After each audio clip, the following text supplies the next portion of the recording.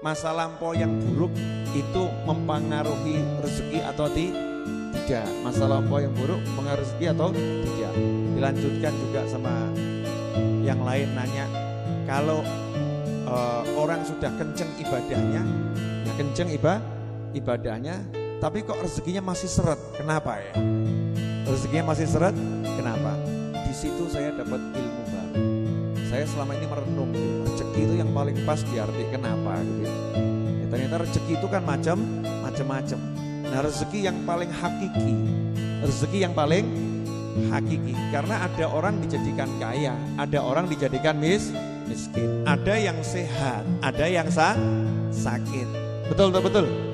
Nah, kalau yang satu ini, jadi ini ada orang yang rajin ibadah tapi sakit, ada enggak? Ada. Ada orang yang enggak pernah ibadah tapi sehat, ada enggak? Ada. Ada orang yang taat iman sama Allah tambah miskin, ada enggak? Ada. Yang di sini hadir orangnya kok. Hadir. Habis ikut majelis, ikut maulid, ikut sholawat, ya katanya kalau sholawatan rezekinya lancar. Ini Bib, saya ikut sholawatan kok tambah melarat saya. Ada yang ngomong seperti itu? Nggak ada yang begitu ada. Berarti ibadah ini ya ibadah bukan ukuran kaya atau miskin, bukan ukuran menjadikan sehat atau sakit. Tapi rezeki itu kalau orang kenal Allah, ngerti Allah, semakin paham Allah, itu rezekinya luar biasa. Bisa taat, itu rezeki yang luar biasa. Maka jadinya aneh kalau ada orang ngomong begini, saya ini udah rajin ibadah, kenapa rezeki saya seret? Aneh. Anehnya di mana?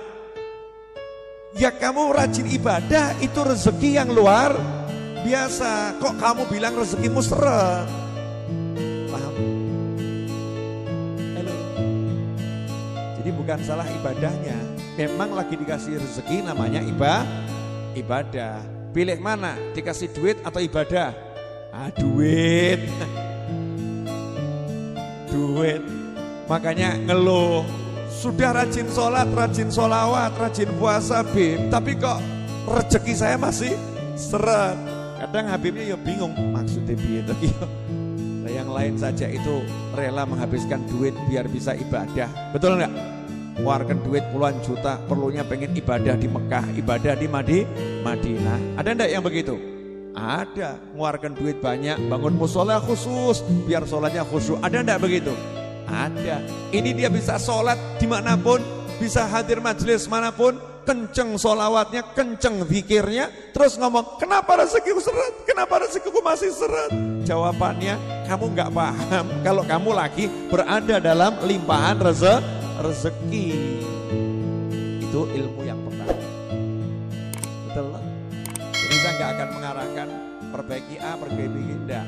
Syukuri kamu bisa ibadah, itu rezeki yang luar biasa. Nah terus duit bagaimana Bib? Nanti akan saya jelaskan di bab yang lagi kita bahas nanti. Ya.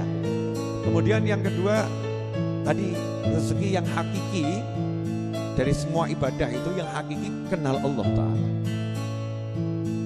Ini yang paling topnya rezeki, bisa kenal Allah Subhanahu wa Ta'ala. Nah Nabi Muhammad SAW adalah makhluk termulia yang paling kenal Allah Ta'ala.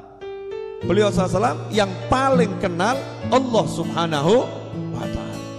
Berarti manusia yang paling kaya, manusia yang paling hebat, manusia yang paling sukses adalah Nabi Muhammad SAW. Ketika orang punya segala-galanya tapi gak kenal Tuhannya, itu orang yang paling gagal di jagat raya. Segala-galanya punya, kok gak kenal Allah Subhanahu wa Ta'ala, gak ngerti Allah Ta'ala, gak paham Allah Ta'ala. Ini manusia yang paling gagal, segagal-gagalnya di jagat raya. Makanya Bapak Ibu, teman-teman semuanya, pemirsa dimanapun Anda berada, ayo bersyukur dulu.